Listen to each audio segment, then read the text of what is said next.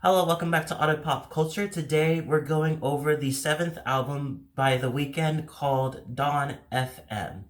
So I'm a casual fan of his. I think that he has a great voice. He has great music. I think his lyrics are a little bit questionable, but they are still raw in some ways. So I like it. But at the same time, also the topics that he talks about, I'm not really cool with it.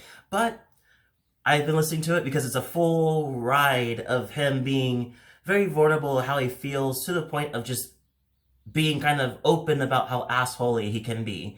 Um, so there's an story arc with this album and the last album that came out in 2020, which is called After Hours. Everybody loved it. I thought it was decent. I thought it was good. I didn't think it was the hype of people like, oh, it's so great, it's revolutionary. I didn't really see it that way.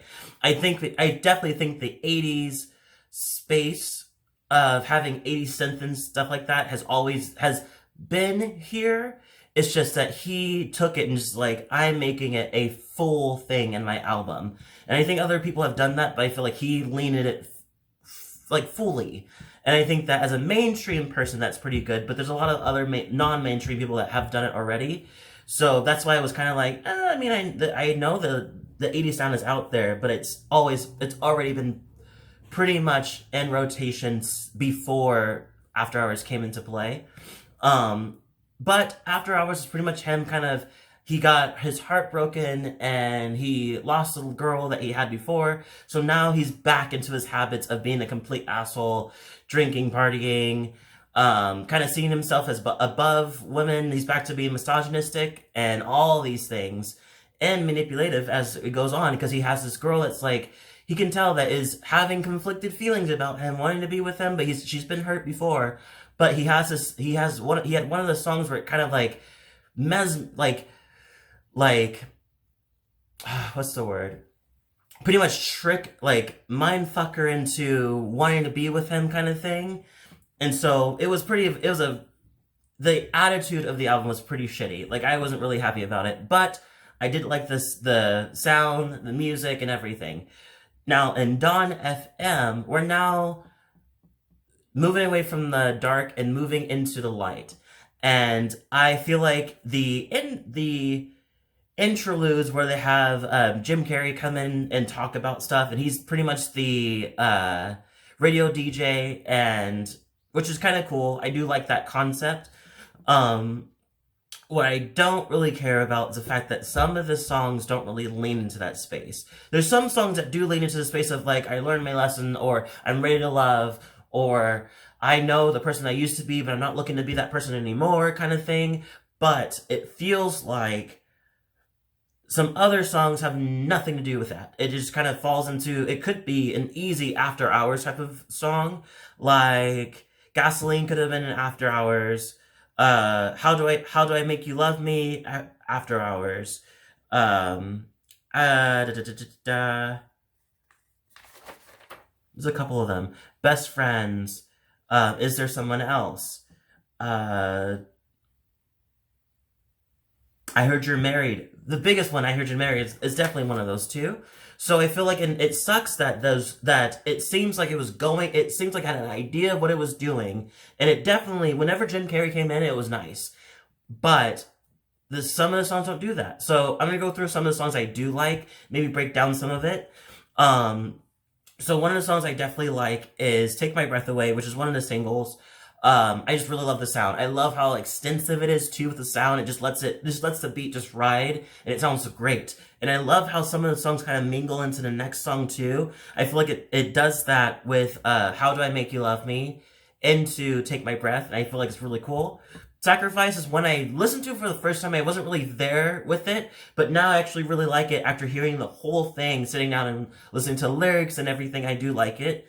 Here We Go Again, featuring Tyler, the Creator. I really like this one, just pretty much talking about the idea of the dark side of love and how addicting it could be.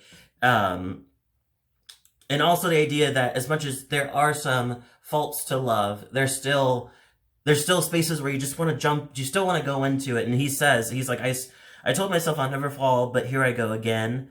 And he says, but you rather love and lost with tears than never loved at all. Kind of this stuff that whole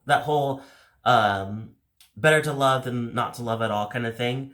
Um, and then I didn't really talk about what the other ones are about. Take My Breath Away was pretty much just take my breath away, be with me kind of thing. Sacrifice is pretty much saying that I don't want to fall in love. He's not looking for love. He's more looking for kind of one night stands, and he loves his own time. So he doesn't want to sacrifice that time for love. More songs I like is Best Friends. As much as it doesn't really have anything to do with this album, Seeing the Light, it does. It is the beat, the production's really, really cool.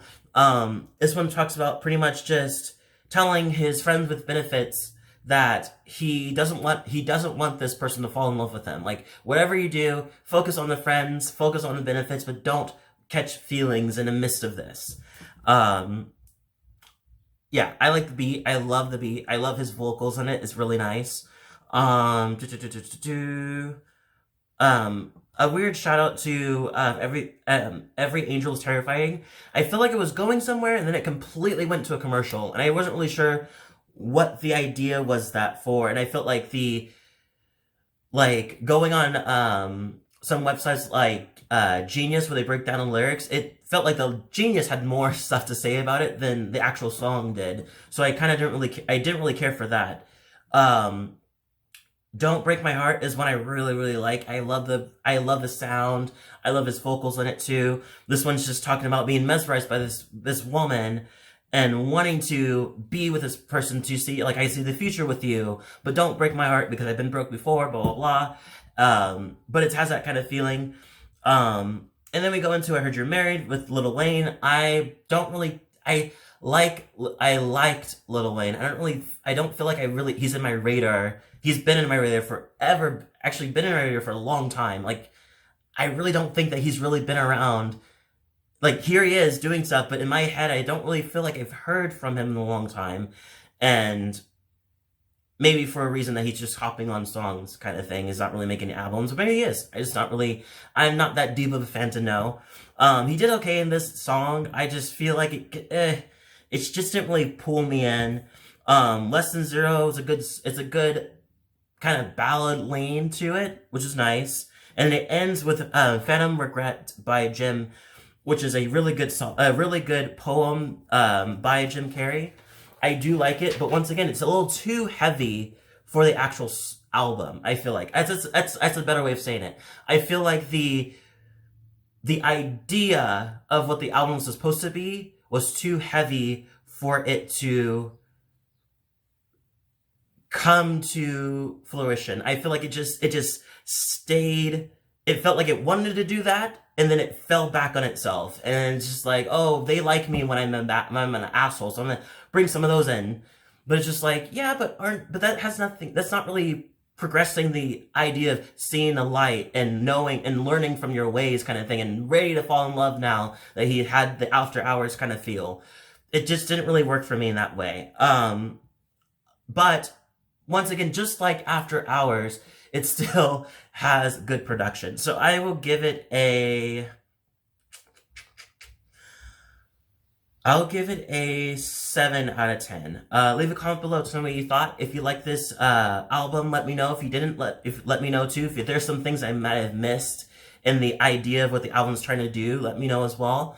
If you like this video, hit the like button, notification bell too, so you get more of my videos, and subscribe button. Thank you so much for watching, and I'll see you all in the next video.